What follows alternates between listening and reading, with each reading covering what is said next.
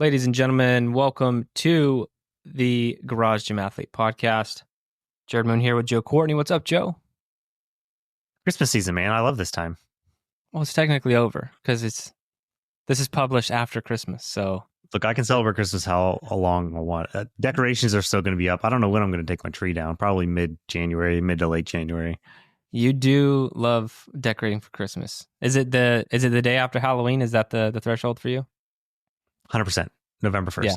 I was a week late this year because we were out of town and like just traveling. But yes, I am a November 1st. I'm like looking up online. When do Christmas tree farms open to go get a tree? I'm just whenever Emily tells me it's time to start decorating for Christmas, that's when I start decorating.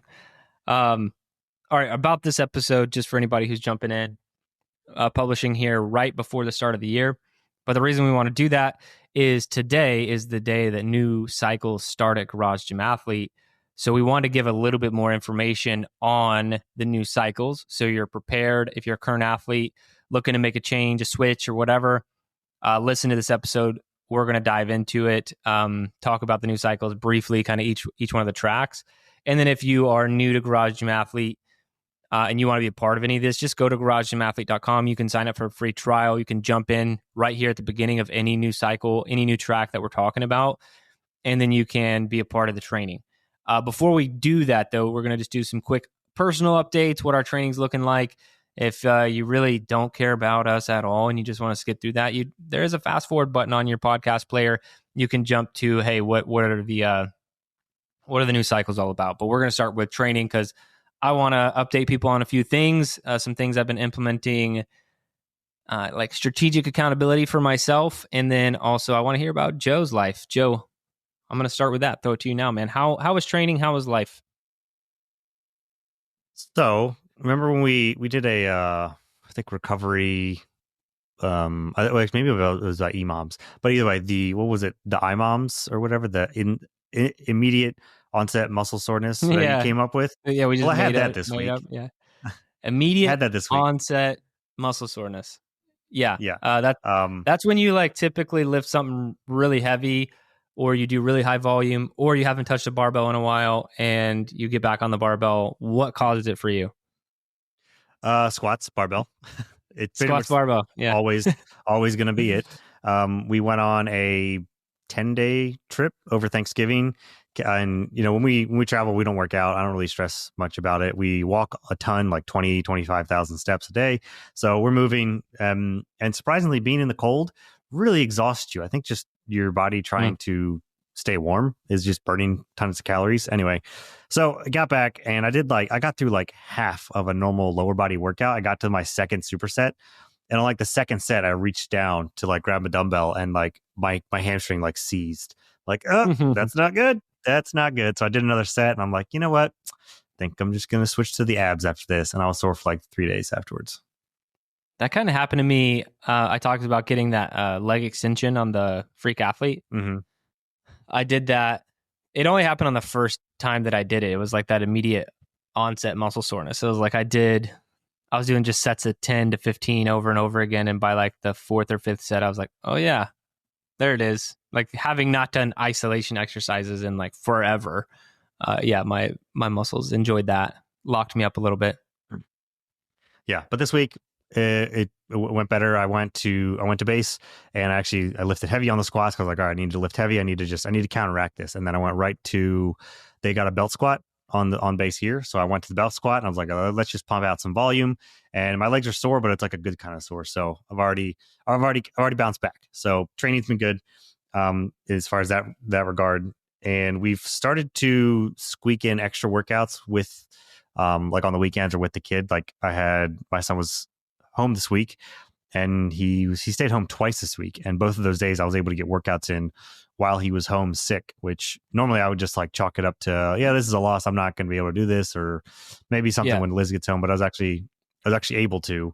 Upper body's typically easy too, especially if he wants to play in the basement. But yesterday he was kind of in the basement and I was just, all my workout was like, I wanted to do some conditioning. So all my workout was like, I got on the Airdyne and then like I would go on the Airdyne until he called me out to like do something. I was like, all right, I got off the Airdyne. I chased him around. I was like, all right, now I'm going to get on the rower. And I rode for like 3-4 minutes. and then he called for me to do something again. So I got off the rower, and I was just for an hour. It was just I get on the Airdyne of the rower for like 2 to 4 minutes.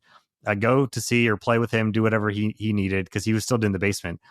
And then by like the 40-minute mark, he sort of caught on. So I would get on the rower, and then he'd go over to the Airdyne, just like playing with the buttons and like messing with the levers. And then I would get off. I would rest a little bit. I'd get on the bike, and then he'd rush over to the rower and just like play on the seat. And we were switching back and forth for the last like 20 minutes. So I got a workout in and kind of got some play in too. So that was a win. You know what you did, right? That was a fartlek. But yeah, that's it a was. fartlek. Yeah, because like I got on the Airdyne one time. I was just like, all right, I'm just gonna do this kind of like a zone 2 pace. It was 2 minutes, and then he wanted something. I was like, all right, cool. I'm just gonna sprint this next 60 seconds. Then I got off, and then I chased him on the scooter, and then like waited, and then it was kind of like that later on. He was like, all right, I want to go for a walk. I was like, all right, I'm just gonna do this one last rower set and just sprint on the rower for like 2 minutes, and that was it. So it was basically fartlek on machines. Yeah, a kid induced fartlek. So I mean, that's what a fartlek is. It's varying intensity and varying interval length, or undefined interval length, undefined intensity. And the thing I love about the fartlek, just to talk about that like big picture in the fitness world, I think it's hilarious because it's like there's a lot of research stating that fartleks work and can be a productive way to train, and it's like proof that like anything works. It's like like we try to be super structured with like set work and rest times, and just because there's a lot of science backing that as well. But it's like, oh well, also doing things randomly at given intensities with random rest periods, that also works too. Maybe not as well, but it still works. So doing something is always better than nothing. That's the main thing. So that's awesome. That's a way to get it in, man. Years ago, I remember I brought this up before. I got somebody created like a fartlek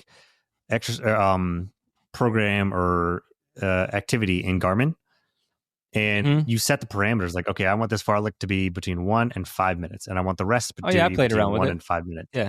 Yeah. And like you just hit go, but there's no timer. It doesn't tell you when it's going to stop. You just have to go. So you might be thinking, I'm running for 2 minutes, and then it goes for 5, and then your rest might only be 1 minit, and it really throws you through a loop. I remember doing it once, and it was kind of entertaining and brutal, and just like fun at the same time. So if it still exists, I don't know exactly what it's called, but just try and find a fartlek app on Garmin, because they just publish people's things that they create, which is pretty cool. It's funny about that. You're just talking about the mental side of that, of like not knowing how long it's going to be or how long you're going to rest. Just yesterday, I was trying to do I was doing some glycolytic intervals on the rower, and I had my kids in the gym, and they were being kind of distracting when I was setting the workout up.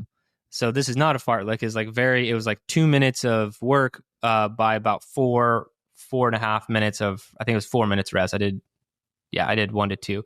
And so 2 minutes very hard, 4 minutes off, but I was setting that all up in the rower. So it was like, setting up the intervals where it would like have a 2 minute interval, would have the 4 minutes rest, because I like to do it like structured like that. But I wasn't paying attention because they were distracting me of how many intervals I was setting up, and I was just like boop, boop, boop, boop, like, yeah, what do you need? Yeah. And then like I set it all up, and then I was going, and then I was like, I don't really remember how many intervals I set. I was like, I didn't know if it was like, I was supposed to do 6, but I was like, I feel like I saw more than that on the screen. So I was like, well, I'm just going to go until it's done. Like, I'm just going to go. And so after the sixth one, I was like, okay, after this rest period, I'm either going to be done, or I'm going to have to go really hard into a glycolytic interval. And that mindset of like, you're either about to be done, you're already tired, right? Like I'm at the 6th one. I'm like, I'm either going to be done or it's going to next one. And it did. It went on to like 8. And so it's like 2 or 3 times where I'm like, okay, I'm either done or I need to go really hard. Oh, really hard. Go. It's like, okay, I'm either done or I need to go really hard. And I really thought it was done, but it was no, go hard again. So it can really mess with your mind. I think it's good for you though, ultimately. Yeah. Just have somebody else put them in there for you. Yeah. Just program kid. Yeah. Just like hit whatever you want.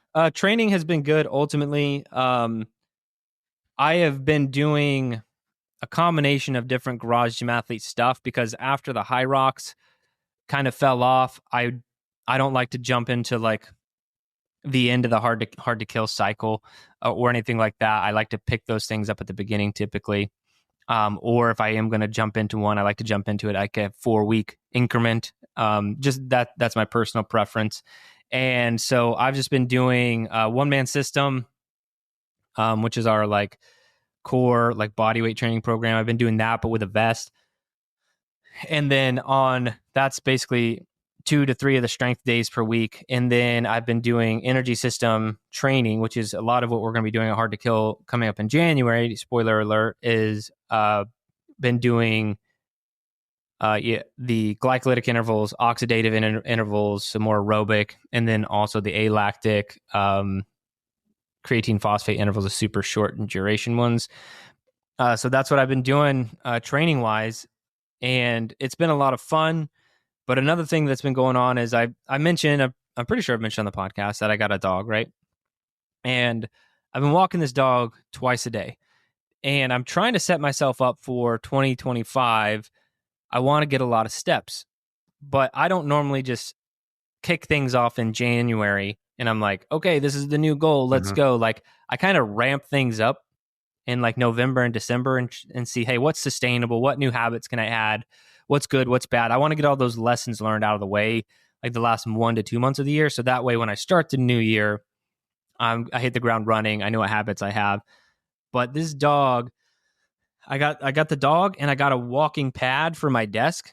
Between those two things, I've been getting like 20,000 steps a day, like no problem, like every day.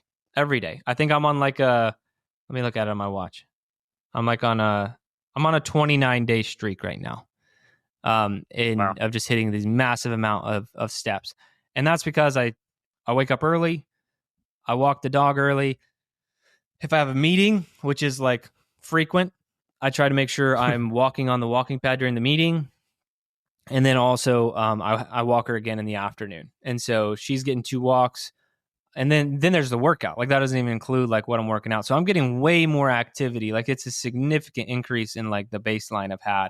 I don't know if I'm going to maintain that. I think my goal for the year 2025 is I want to average realistically around 15,000 steps. I don't want to set 20,000 steps as a goal for the whole year as the average because that'd be really hard to do.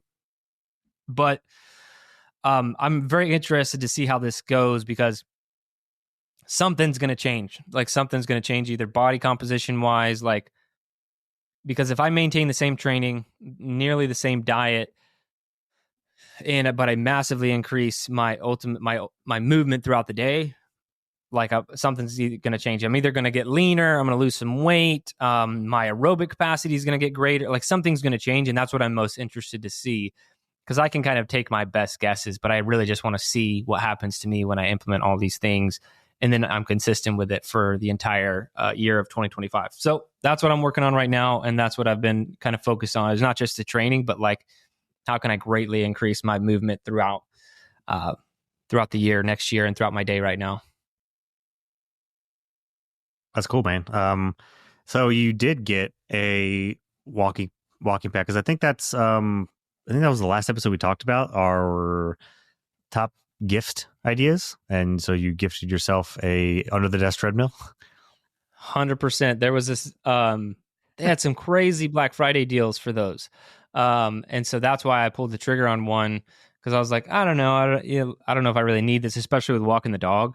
And so I was like, whatever. But then some of those Black Friday deals on Amazon, just like they had my number. They're like, how about this? We know you've been looking at it. And I was like, damn straight.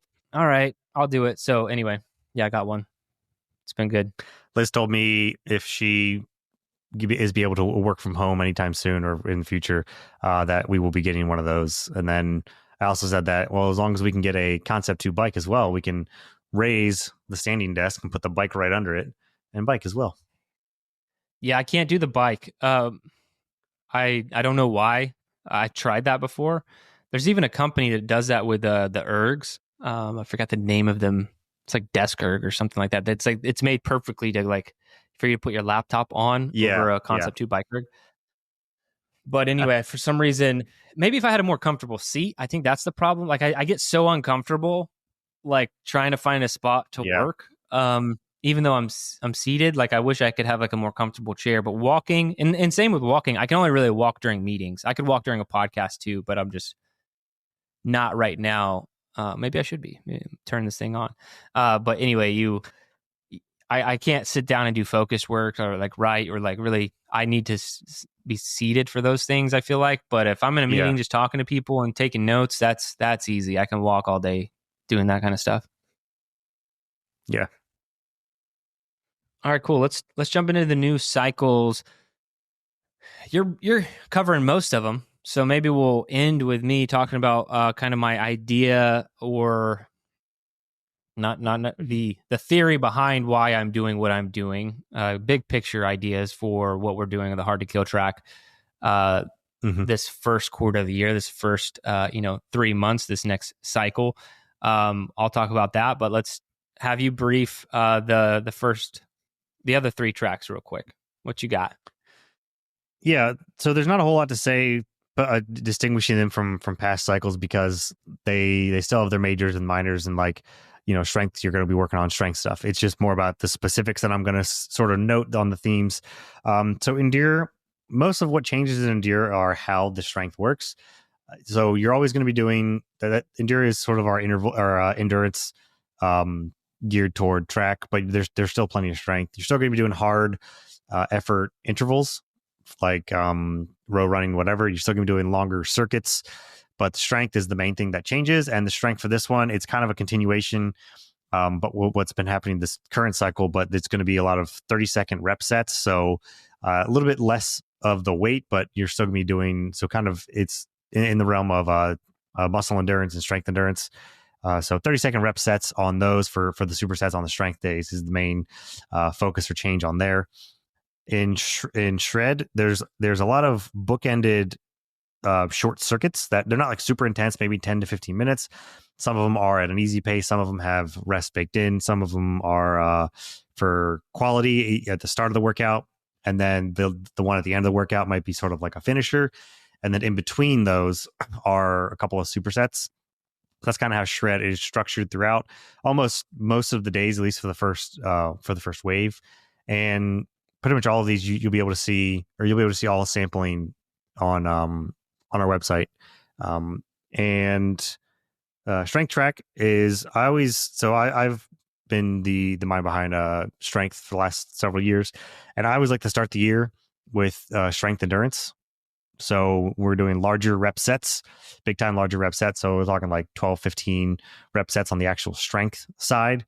And then the supersets are also going to be fairly high volume, but they're going to sort of swap for whatever you're doing that day. So on the squat day where you're squatting a whole bunch of reps, you're actually going to be doing upper body accessory, and then vice versa for lower body or upper body day. So that's sort of how the theming of what these tracks are going to sort of look like as far as like execution and what you can expect on the workouts. Yeah, and I always like to hit on like the big picture of all these things because we don't really need to go into the weeds as much. Hard to Kill is where I'm doing like more, I don't want to say experimental, but like I'm playing around with things, and that's not as much what we do on those other tracks. Like Endure is for building an endurance base, but like more of a functional endurance base. So like you're looking to run shorter distance, have the strength training for, and when I say shorter distances, it's not a marathon training program, but I always say you could get away with running a pretty fast half marathon if you're on the Endure track and feel not broken or beat up, but you're also going to have like respectable strength in the process. So if that like jives with your goals, this year Endure track is great for you. Strength track, as you kind of hit on, like you will vary the types of strength that we're hitting, but the goal of the strength track doesn't change. It's like we might change methods, but we are still going to be focused on getting stronger. There's always going to be that conditioning element to the strength track to some degree. It's just not going to be excessive. It's not going to be like anything crazy compared to like Endure or even Hard to Kill. So that's what you can expect on strength track. And then Shred, functional body composition. So if you want to look a certain way, you're just more into wanting to build some muscle, occasional bicep curls, those kind of things, a little bit more isolation focus. Shred is where you'd want to be at Garage Gym Athlete. Those are like the three. But our biggest track is the hard to kill track. And this is where I'm always trying to implement balance across all domains, all modalities. I'm just always trying to think about different ways I can program it, mainly because it's fun. It's fun for me. It keeps me engaged. It keeps athletes engaged. And I get to try new things, either from recent research that I've been reading, ideas that I have, but always trying to keep to that concurrent training methodology and mindset. And so that's the theme, that's the core of everything that we do at Garage Gym Athlete. With all that said, I'll kind of jump into what I have been reading, researching, and now implementing here on the Hard to Kill track is if you've listened to the podcast, I've done, I think, 2 studies. I've talked about it on 2 separate podcasts, talking about full body splits versus, split body part. So like these are becoming more and more popular. And it's partly because research is starting to back it up. Now, if you're unfamiliar with it, I'll explain it real quick. So if you have a typical training program, most training programs, a lot of ours even will follow like a lower day, an upper day, a push day, a pull day, those kind of things where we're breaking down either movement patterns or we're breaking down muscle groups and we're isolating a bit more. So splitting the body parts up. Bodybuilders do this a lot. It's also popular in the strength world, but more based on movement pattern as opposed to body part. But then people are always like, well, what about full body routines? And I'm not going to rehash all the research because, like I said, I did a podcast episode on this maybe 2 months ago. You can flip back and you'll find a full body split, kind of which one's better. And they're both equally effective is ultimately what the takeaway was for that. And when I saw that, I was like, that's really interesting. And the big reason I liked it so much is not just like, oh, the research says it's just as good as split body.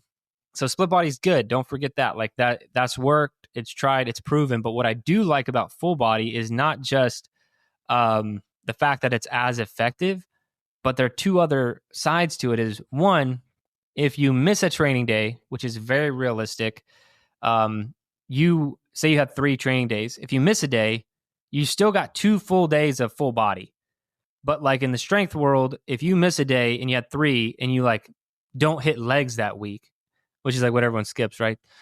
You miss that leg day. There you can't really make it up because if you're in a training program, you could go that next week and you just have to kind of start over again. So sometimes you're like, whatever, I can't do it. So I like for the reality of life, if you miss a training session, I like having a full body program. That's the first thing. The second thing is the level of mental focus you can have when you have like one set of squats as opposed to 3 or 4 different variations of the squats and also lunges, right? It's like that becomes mentally taxing over time when you just did a bunch of heavy squats and you're like, ugh, and now I got heavy lunges or whatever. And these are good programs, but sometimes mentally that can be very draining. And so you're like, you know what? All I need to do right now is focus on these 3 or 4 sets of squats. And then next I'm doing bench press. And so like it keeps you mentally fresh throughout the workout. So those are the reasons I really wanted to implement. It was research and kind of the mentality and the reality of life. That's why I wanted to hit it up. So what I created was body geometry. We used it a lot in 2024, and I'm going to continue to use it in 2025. And body geometry follows a split body routine. So it's more based on movement pattern and a little bit muscle group, but it's 3 days a week, and it is a split body routine. That is the nature of body geometry. But I realized when I was looking at it in programming, I was like, if I just flip body geometry sideways and go across instead of down, it can very easily become a full body routine. And so it's basically, and I don't need to get into the weeds of that, but it's like if all 3 days, Monday, Wednesday, Friday, are split body, and if I were to cut those into thirds, and I was like, okay, well, I'm just going to do the first half of Monday, the first half of Tuesday, and the first half of Wednesday, or the first part of the workout, first third, I have a new full workout, but now it's full body. And I do that across each third of the workout. So you go across and then down. And so anyway, I'm not trying to get too into the weeds with how it's programmed, but I realized like, oh, wow, this is really effective. but I didn't want to just throw that out there. So I've been testing it on and off for the last couple of months. Very several workouts I've implemented. This is a lot of the training I was doing for High Rocks in preparation, and then also I've had some friends testing out a couple of workouts too, trying to get feedback, and it's worked out really well. So long explanation, that's what we're doing hard to kill. 3 days per week strength training that are going to be full body splits following our body geometry method, which is already really proven and we've got a lot of great feedback on. And you're like, okay, what are the other days? The other days are going to be our balance days through hitting the different energy systems, very specific in conditioning, kind of like what I'm doing now, glycolytic intervals or oxidative, so longer aerobic stuff, fewer gain intervals because you're going to get most of that from the strength training. So a couple of hard sessions per month on the glycolytic side, probably 1 to 2. The rest of it will be aerobic in nature. So either zone 2, thinking like building your aerobic base, or threshold level oxidative aerobic conditioning, stuff like that. So anyway, that is what Hard to Kill track is going to be this year. And I'll be doing, starting now, like this, because this is when it starts, I'll be doing the Hard to Kill track this first cycle, because it's just, I really love the programming, have been experimenting with these things all over the place, and that's what I'm doing. So anyway, that's the Hard to Kill track this year, and or this cycle, and I'm really excited about it. The mental fatigue is definitely real with some of those, and I know there's times where either I'm tired or like I'm not as into it. After I've done my second superset, I'm looking at the third one. I'm like, I've kind of done pretty good today already on this lower body splits. Maybe I'll just kind of move right into the core, because I think I feel fine. So that, plus like if you're looking at 3 different types of movements, then or 3 different sets areas of movement, then you could probably just think like, well, this is the last I'm going to do today of this, so I can go a little bit harder, a little bit heavier on this set than you would not have gone on the other days that it would have been programmed. So I'm interested to see how that looks. I mean, I kind of can already picture it like taking part A of day 1, part B of day 2, and part C of day 3, and then just shuffling that way. Yeah, and it'll make a lot of sense once people get in there, but it is a double-edged sword, because the only thing you can't do then is like, you can't slack off, right? You can't like when you do have your squat set, you really need to hit it. But like I said, it gives you that ability to be able to do it. So just don't like half-ass it when you get to that set. But another thing that makes it cool is we're going to put the exercises in order in the app and everything, but you don't have to attack them in that order. Like you're going to be able to do whatever you want. I want people to know that now, just kind of as like a tip. We're not going to throw this in the app as instructions or whatever. We're just going to say, do it how we programmed it. But if you were like, solve something that was like the third superset, and you're like, actually, I want to do that first, it's not going to matter as much, because as long as you hit all those parts today, you're getting a full body workout. You can do it in whatever order you want too, which makes it really cool. Because if maybe you don't want to start with heavy squats, which is what we would do, I would program no matter what, is like typically program the hardest thing first. Not even from the mental standpoint, but it's like the actual execution. It's better for athletes to hit the hardest thing first, because you have more energy to attack them, and you're not going to like, it's not going to ruin the rest of the workout. But you can do this in any order that you want. And so if you're like, I don't want to hit the heavy squats, I want to do, maybe there's some ab exercises in there. You're like, I just want to start with something light. I want to get moving, get into it, and then okay, now I'll hit the heavy squats. You'll be able to do that too. So incredibly flexible training sessions is another thing that it does, and I just love all that right now, because it fits with just my mental bandwidth for like training and everything else. I think it's just like a really good fit. Yeah, that's awesome. And curious to see how the intervals and shakes out, and what they're going to look like. I know I always kind of circle back to Hard to Kill when it comes to training, unless I really want to specify something else that I want to do. I'm not sure what I want to focus on next cycle yet. I mean, we're still 2 weeks off, but yeah. Yeah.